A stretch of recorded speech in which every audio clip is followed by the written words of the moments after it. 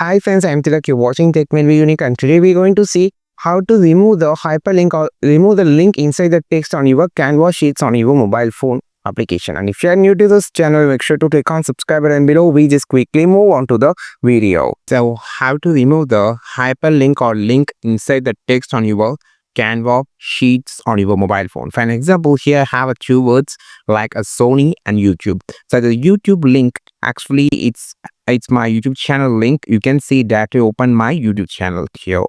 So I just need to remove the hyperlink or link inside this text. So to remove the hyperlink, first you just need to long press on the text or double tap on the text, select the entire text.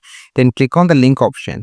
Now here you have the option called text. It's showing as YouTube, and enter the link or search. You just click on the dustbin symbol. Now you can see everything has been cleared. Now you can see the text has been changed to the normal text. The same process should be repeated. You just need to click on the cell and just select the text. You just need to remove the link.